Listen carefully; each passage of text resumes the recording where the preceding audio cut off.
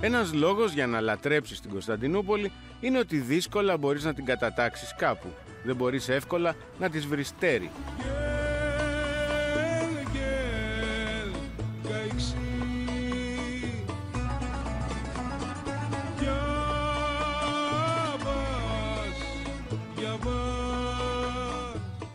Για πολλές πόλεις έχει υποθεί ότι είναι γεμάτες αντιθέσεις, αλλά για καμιά αυτός ο χαρακτηρισμός δεν θα μπορούσε να είναι πιο ταιριαστός. Παντού θα συναντήσεις χρώματα, μυρωδιές, μουσικές, όπως με τον καλύτερο τρόπο είχε δείξει ο Φατίχ Ακίν στο Crossing the Bridge.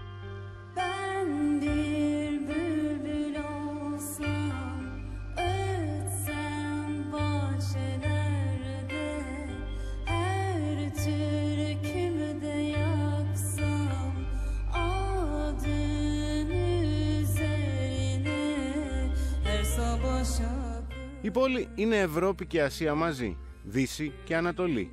Εδώ θα νιώσεις πόσο έχει προχωρήσει ο εκδυτικισμός που πάντα προωθούσε η ελίτ της χώρας από την εποχή του Κεμάλ Ατατούρκ. Αλλά δεν μπορείς και να κλείσεις τα μάτια στις εικόνες που σε φέρνουν πολύ πίσω σε άλλες εποχές.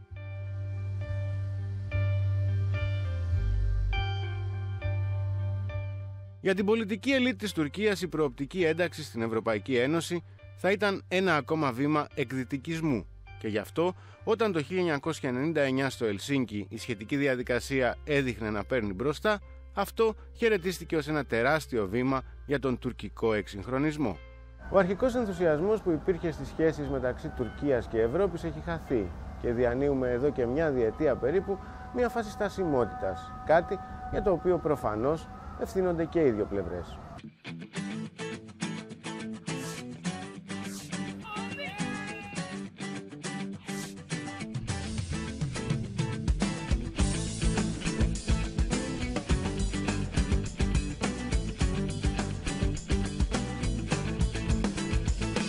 Για τις δημοκρατικές δυνάμεις η προσέγγιση με την Ευρώπη παραδοσιακά θεωρείται σαν μια εγγύηση για την κατοχύρωση περισσότερων δημοκρατικών ελευθεριών.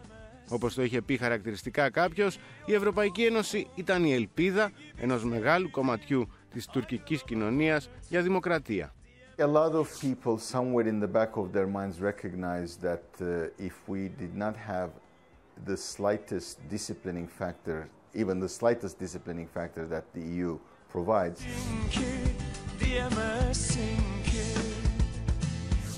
and especially the democratic framework that it provides, we could go astray. And as you know, there are debates in this country now that we are moving in a more non-democratic direction, or certainly in a more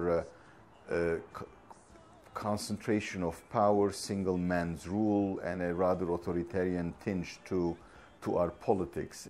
Σήμερα και οι πιο φανατικοί υποστηρικτές της προοπτικής ένταξης βλέπουν ότι η κατάσταση μοιάζει βαλτωμένη. Now almost 2 years that no negotiation chapter has been opened.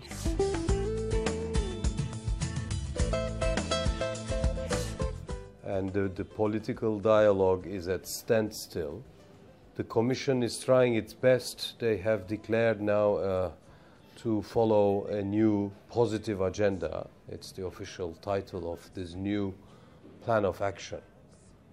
They would like to go ahead with some very tricky issues like the visa facilitation. Στην Κωνσταντινούπολη ανησυχούν ιδιαίτερα για κάποια έμεσα μηνύματα που έρχονται από την Ευρώπη, όπως ερμηνεύτηκε η τελευταία έκθεση, για παράδειγμα, του Ευρωκοινοβουλίου για τις ευρωτουρκικές σχέσεις. This is very serious. And the final aim of the negotiations, which is, of course, the accession, is not even mentioned in the first draft by the rapporteur, the Dutch Christian Democrat Ria Oomen-Ruijten.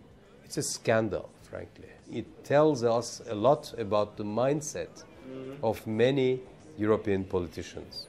Όμως, όταν μια σχέση περνά περίοδο κρίσης, δεν μπορεί ποτέ να φταίει μόνο ο ένας. Και η τουρκική κυβέρνηση δείχνει να μην έχει αυτή τη στιγμή σαν προτεραιότητά της την Ευρώπη. I think the government is not terribly interested in it, but again, both on the EU side and on the Turkish side, there is this residual desire not to let the comatose patient die. And I'm still very surprised that you still get about anywhere between 42 to 50% support for EU membership inside the country. Η ιστορική σύμπτωση ήθελε το κόμμα του Ταγίπ Ερντογάν να ανέρχεται στην εξουσία σε μια περίοδο που η προσέγγιση με την Ευρώπη είχε αποκτήσει τεράστια δυναμική και έμοιαζε να συγκινεί την πλειοψηφία της τουρκικής κοινής γνώμης.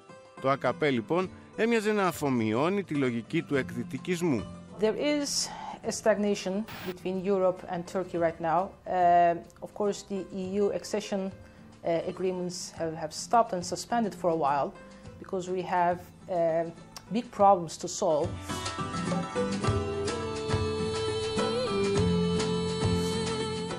But unfortunately, the media do not cover foreign issues that much. We are still using stereotypes, especially when it comes to crisis in Europe, like in Greece.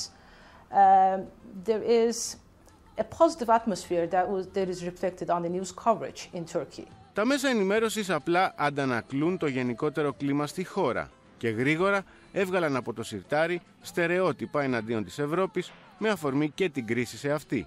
They say, look, we are economically secure now. We don't need the EU, so we can do without them. Look what's happening in Europe. So that atmosphere, that sentiment is very much felt in the news coverage.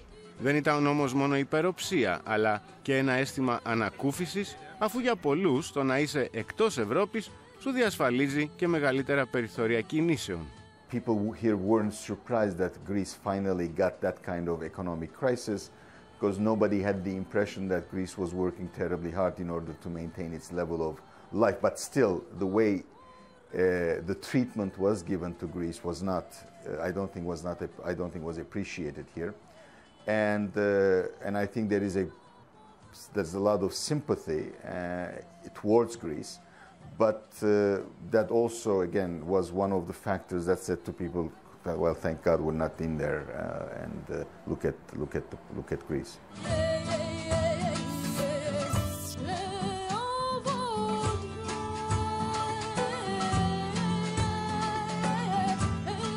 I think Turkish Turkish public's opinion changed because of this overconfidence. They feel a little bit superior. It's of course a deceptive atmosphere, but they feel that they're doing okay because they're looking at their financial situation. They're looking at their pockets, actually. Είναι αλήθεια ότι στις μέρες μας η κατάσταση της Ευρωπαϊκής Ένωσης δεν εμπνέει και πολύ εμπιστοσύνη. Οι υψηλοί δείκτες ανάπτυξης που παρουσιάζει τα τελευταία χρόνια η τουρκική οικονομία έχουν κάνει ορισμένους εδώ στην Κωνσταντινούπολη να ισχυρίζονται ότι ίσως τελικά η Τουρκία να μην χρειάζεται την ένταξή της στην Ευρωπαϊκή Ένωση. Second, of course, is the rather clinical condition of the European Union and the fact that Turkey presumably has produced more jobs in the last 5 years than the European Union in its entirety, with about 7 times Turkey's population, and plus, of course, it's wealthier. Βεβαίως, πολλοί επισημαίνουν ότι η άνοδος της τουρκικής οικονομίας έχει ακριβώς να κάνει με το γεγονός ότι η προοπτική της Ευρώπης τράβηξε ευκολότερα ξένους επενδυτές και δημιούργησε μια πρωτόγνωρη δυναμική που θα μπορούσε τώρα να χαθεί. On the Turkish side, they got a bit tired of it, and suddenly, with the successes which were allowed by the European dynamic itself, they found themselves in such a position that they now started to deny the use and utility of the European soft power. Στην Τουρκία, εκδυτικισμός δεν σημαίνει πάντα εκδημοκρατισμό και αυτό ίσως να ήταν και το κεντρικό πρόβλημα της όλης διαδικασίας. Η ίδια η ελίτ που προωθούσε την δυτικοποίηση δεν γνώριζε τις δυτικές αξίες στην ουσία τους, λένε ορισμένοι. Έμοιαζε να μην μπορεί ή να μην θέλει να τις κατανοήσει. Κάτι που τελικά μπορεί να αποδειχθεί μοιραίο. Βλέπετε μια Τουρκία που δεν προχωράει στον δρόμο της Ευρωπαϊκής Ένωσης. Δυσκολεύεται πάρα πολύ.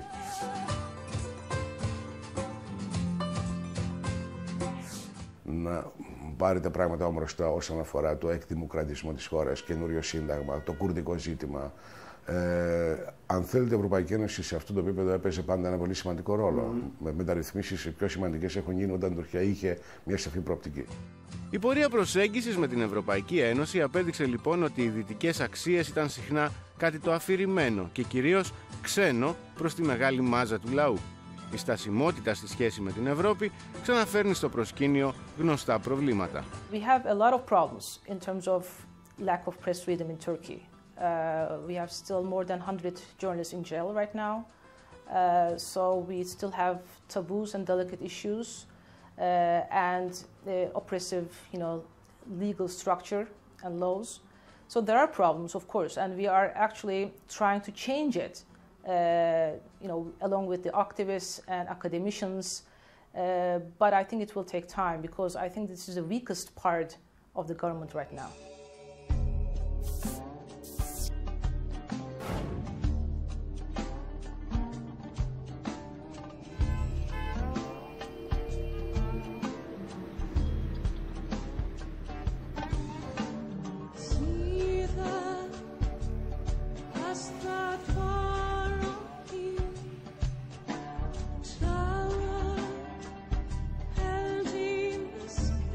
It's not enough that Sarkozy leave, but if Sarkozy leaves, some of the poison in the relations is going to go. And I suppose the socialists will try to treat Turkey in a more reasonable fashion, and that would be helpful.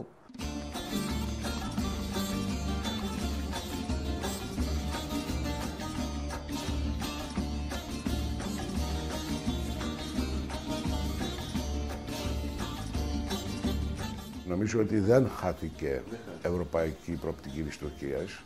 Μπορεί να χτιστεί ξανά αυτή η σχέση.